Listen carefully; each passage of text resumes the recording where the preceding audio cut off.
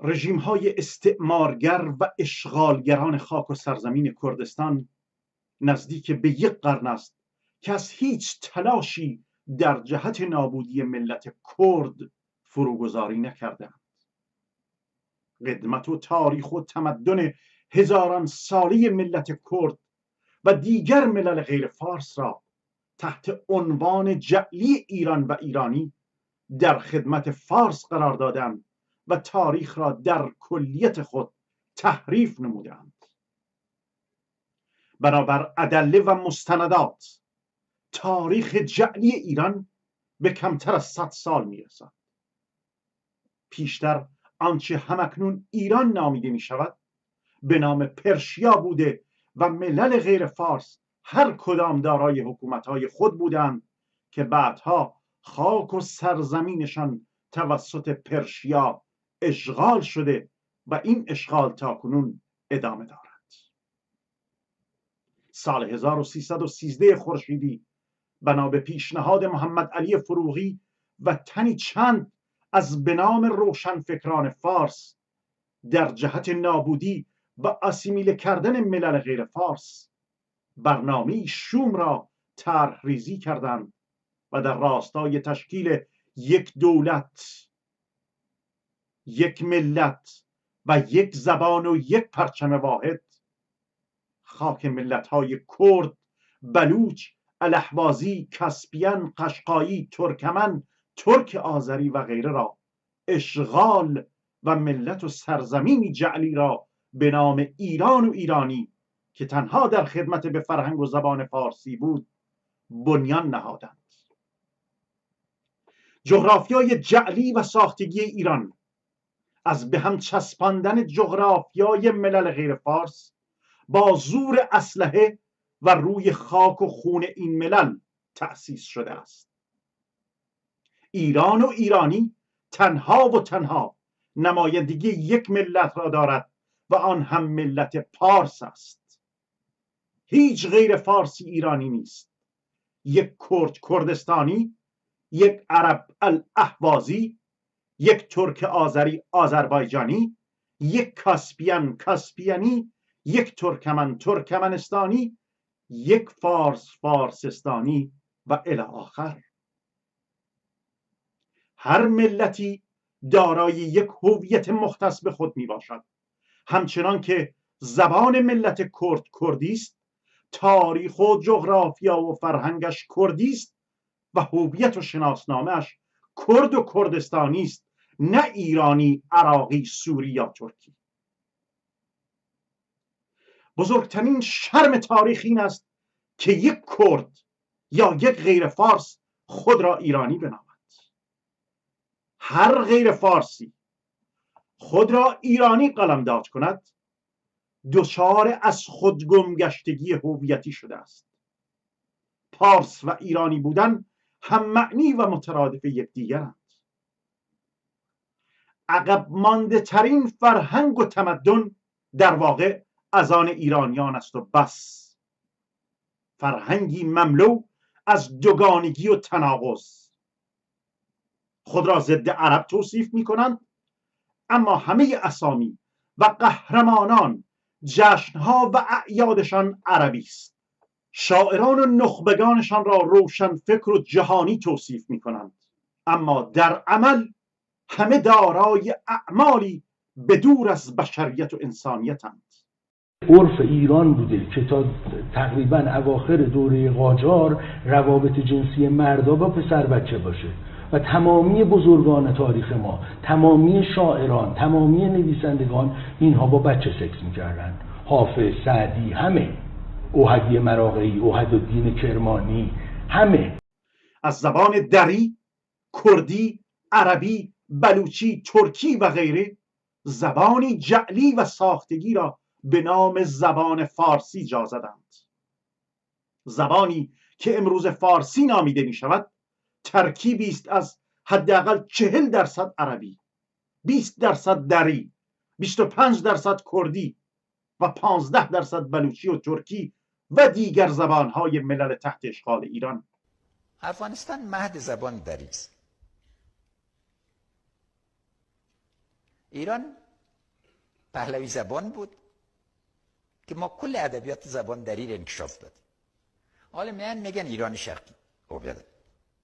دوزیم حق داره. این زبان ساختگی را بر ملل غیر فارس با زور و سرکوب تحمیل کردند. زبانی که برای هر غیر فارسی تداعیگر سرکوب، شکنجه، اعدام، اشغالگری و آسیمیلاسیون است. در جهت آسیمیله کردن و از بین بردن زبان که شناسنامه هر ملتی است، کودکان ملل غیر فارس را بالاجبار و با زور ناچار می کنند که در مدارس با زبان پارسی تحصیل کنند. پس زبان پارسی برای من و برای ملل غیر فارس یک زبان تحمیلی، اجباری و بیگانه است. آیا یک فارس قبول می کرد که اگر فرزندش به مدرسه برود به زور بایستی به جای مادر می گفت دایک و الی آخر؟ در زبان فارسی بیش از 50% لغات عربی است. از بی‌هویتی و بی‌تاریخی پارس با تحریف و جعل و غارت تاریخ ملل غیر فارس تاریخ سازی کردند و تاریخ و تمدن دیگر ملل را به نام خود ثبت کردند و تاریخی توهمی و خیالی برای ایران و فارسستان ساختند. از کوروش جنایتکار به عنوان بنیانگذار حقوق بشر و تخت جمشید و منشور جعلیشان گرفته تا دروغ پردازی های فردوسی تحت عنوان شاهنامه، از حکومت به اصطلاح خودشان 2500 سالی شاهنشاهی تا به امروزشان سراسر دروغ و جعل و تقیه و توهم و خیال پردازی بوده و هست. ما تا 150 سال پیش اصلا تاریخ نداشتیم، یعنی اصلا گم بودیم. ما حتی 100 سال پیش هم ما تخت جمشید رو نمیدانستیم، اصلا وجود نداشت تخت جمشید. ما تا 150 سال 100 سال پیش شاید هم ما کوروش رو اصلا نمیدونستیم، اصلا کوروشی وجود نداشت تو تاریخ ما. دکتر جان من اجازه بده من توضیح بدم.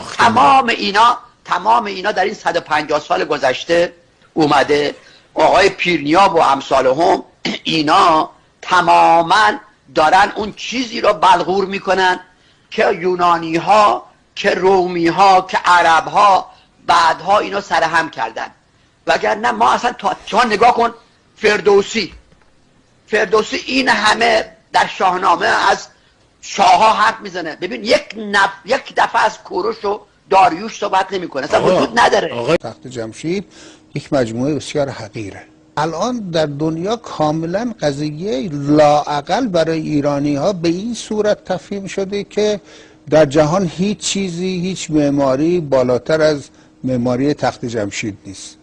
تخت جمشید بر خرابه های یک زیگورات خشت و گلی ایلامی بالا رفته.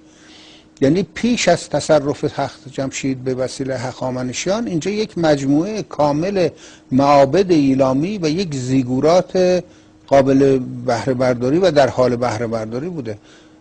بخشی از این زیگورات را و این ابنیه خشت و گلی ایلامی را هخامنشیان اولیه، یعنی فقط در زمان داریوش و خشایارشا فرزندش، تخریب کردن. واقعا در تعجبم که چه رویی دارد این پارس و فارسستان و ایرانی. خود نه دارای فرهنگ است، نه زبان و لباس و تمدن، ولی باز هم فرهنگ و تاریخ و زبان دیگر ملل را به سخره میگیرد. خوانندگان و نوازندگان کوچه بازاریش را هنرمندان ملی معرفی می کند، اما هنرمندان کردی همانند سید علی اصغر کردستانی، حسن زیرک، عایششان، ملک مسعودی و مامله را محلی می نامد. لباس و غذا و تاریخ و روشنفکران کرد را محلی و تقیه خانان خود را نخبگان و روشنفکران ملی توصیف می کند. در صدا و سیمای رژیم به شیوهی آشکارا و سیستماتیک به هر آنچه غیر فارسی و غیر ایرانی باشد میتازند و این است که میگویم ایرانیان فارس هستند و پارس میکنند. آقای دکتر فریبرز عزیزی به جمع ما خوش آمدید. سلام قربان بزرگواری، منم سلام عرض می‌کنم خدمت شما و همه بینندگان عزیز. دارم موفق باشید. و بزرگواری. این لباس چوپانی چیه تنتون؟ این لباس در عصر یادگار زمان کاوه آهنگر ضحاک ماربدوش، اینو به عنوان یک نماد آزادی از چنگال ظلم و بیگانگان، لباس تاریخی ماد و کرد را لباس چوپانی مینامند. لباس و پوششی که قدمتش به تاریخی هزاران ساله برمیگردد و این در حالی است که پوشش خودش مجهول و نامعلوم است. آری، گوسفندان هر انسانی را به چشم چوپان میبینند. پس در معاشرت و گفتگو با گوسفندان باید لباس چوپانی پوشید. رسانه های رژیم ایران به بهانه های مختلف و هر از چندگاهی به یکی از ملل غیر فارس میتازند و احساس میکنند که با تحقیر کردن دیگر ملل از خود بزرگ نمایی میکنند و این گونه کمبودهایشان را جبران میکنند. خلاص ما داشتیم صحبت میکردیم، چون خب خانوما هم بودن تو جلسه، بچه‌ها کوچیک‌ها هم بودن، همه بودن. خلاصه پیرمردا داشتن حرف می‌زدن، مسنا داشتن حرف می‌زدن، همه داشتن حرف می‌زدیم دیگه که چیکار بکنیم روستا از این رکود در بیاد. یکی از خانوما اون عقب بود، دستشو بلند کرد و گفت من حرف دارم برای گفتن. خانوما تو کردا مگه میتونن حرف بزنن؟ حرف زدن دیگه. تو رو خدا. این روند شکست شد. بله. در تاریخ کردستان زنان همدوش مردان در یک صف و با اقتدار رهبری جامعه را عهدهدار شدند و زنان کرد همیشه درس آزادگی، مقاومت و رهبری را به فرزندانشان آموزش دادند. مشکل زنان کرد هیچگاه حجاب اجباری و این مسائل پیش پا افتاده نبوده و نخواهد بود. زن کرد برای آرمان و حق ملی خود به مبارزه برخاسته و مقاومت و مبارزه زنان کرد در مقابل تروریستان داعش در کوبانی و افرین و رجاوا گویای این واقعیت است. در طول تاریخ زنان کرد رهبری جامعه کردستان را عهدهدار بودند که از این میان میتوان به قدم خیر قلابند از لرستان، خانزاد خانم سوران، سردار بیبی مریم بختیاری، مستوره اردلان، عادلیه خانم، لیلا قاسم و صدها تن دیگر اشاره کرد. ایرانی ها و فارس، یا بهتر بگویم پان فارسیزم و پان ایرانیزم، چه در خارج از ایران باشند و چه در داخل همان جغرافیای جعلی، باز هم به دو دسته تقسیم می شوند که در بهترین حالتشان یک دشمن دانا و در بدترین حالت یک دشمن نادان هستند. پس در هر دو حالت دشمنند و فاشیست و فارشیزم. پارسا در تفرقه افکنی تبحر دارند و همیشه سیاست تفرقه بنداز و حکومت کن را پیروی کردند. من یه مدت کرمانشاه بودم، لهجه‌شون هم اونجا خیلی خوب یاد گرفتم. جالبه سنندجی‌ها به کرمانشاهی میگن کرد پلاستیکی. کرد همچی کرد درست حسابی قبولش. در یک برنامه تلویزیونی رژیم ایران خلبانی جنایتکار به نام احمد شاکر ملت کرد را ملتی به دور از انسانیت و تمدن معرفی می کند و ساخت این گونه گفتگو و برنامه ها بدون شک با برنامه ریزی و به شیوه سیستماتیک ساخته و اجرا می شود. در این برنامه خلبان جنایتکار ایرانی که در زمان جنگ دو رژیم اشغالگر ایران و عراق با هلیکوپتر کبرا در قتل عام و کشت و کشتار ملت کرد شرکت داشته است، با کمال بیشرمی و وقاحت همراه با افتخار چنان دروغ میگوید که مگر مخاطبش در سطح شعوری بسیار پایین قرار داشته باشد تا این اراجیف را باور کند. ما این تجربه رو میگم تو خود کردستان هم داشتیم. کردستان ما پرواز میکردیم خب با یه سری ضد انقلاب اشرار درگیر بودیم. بله. میگفتن گوشت خلبان کبرا رو کردا میخرن کیلویی 500 میلیون تومان. خدا شاهده. یک روز میخواهند میان کردها در کرمانشاه و سنندج اختلاف بیندازند و روز دیگر با نام دین و مذهب کردها را جن و شیاطین و الی آخر توصیف میکنند. همین کردها نجات پرست هستند، به قومشون، به زمینشون، به مملکتشون، به مرزهاشون، به زبانشون مینازن، تعصب دارن. اولین نجات پرست تاریخ بشریت ابلیس بود. پس کسی که تعصب داره شاگرد ابلیس است. دستگاه‌های پروپاگاندای رژیم از هیچ توهین و بی‌حرمتی به ملت کرد و لهجه‌های زبان کردی دریغ نمی‌کنند. گاهی به اورامانات و یارسان و گاهی به لرستان و بختیاری‌های کردستان میتازند. روی شیربها و مهریه شیربها دیگه الان خیلی ماشاءالله دخترای امروزی سر و وضعشون نیکول کیدمن سلام خانم رهنما، من یه دختر لورم با طرز فکر لوری که سر وضعش نیکول کیدمنی نیست. چون با وجود فرهنگ چندین هزار ساله نیازی به آرایه گرفتن از فرهنگ غربی در خودم نمیبینم.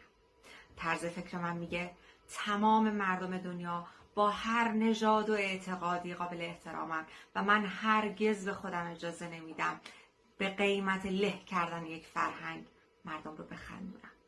کاش برخی سلبریتی های ما طرز فکرشون مثل ما لوری بود. دلقک‌هایی تحت عنوان هنرمندان فارس به دختران کرد لر توهین می‌کنند و یکی دیگرشان تمام افتخاراتش این است که در جبهه‌های کردستان فرزندان ملت کرد را قتل عام کرده و در زمان جنگ در کردستان حضور داشته است. و این است که میگویم شجریانشان هم نوای لشکر استعمار بود و وای به حال آنانی که هنگام مرگش زانوی غم در آغوش گرفتند. من چند سال، چون همه دورانی که در جنگ بودم کلا در کردستان بودم و سالها با این مردم زندگی کردم از نزدیک و دوستان کرد بسیاری دارم. دوست داشتم ادای دینی کرده باشم به این مردمی که سالهای سال پذیرای ما بودن در جنگ. در این ایران فاشیستی هنر، ورزش، فرهنگ و تمدن، اقتصاد، خواب و خوراک و هوا همگی در خدمت سیاست تبعیض و استعمارگری و اشغالگری قرار داده شده است. سیاستی در جهت نابودی کامل ملل غیر فارس. پس اشتباه بزرگی است مبارزه در جهت دموکراتیزه کردن ایران. پان فارسیزم و پان ایرانیسم هیچگاه به دموکراسی معتقد نبوده و در آینده نیز معتقد نخواهد بود و باید همه ملل غیر فارس در یک ائتلاف وسیع و گسترده و منسجم در راه آزادی خاک و میهنشان و در جهت دستیابی به استقلال گام بردارند و در مقابل دشمن مشترک که همانا ایران است با هم در یک صف بایستیم.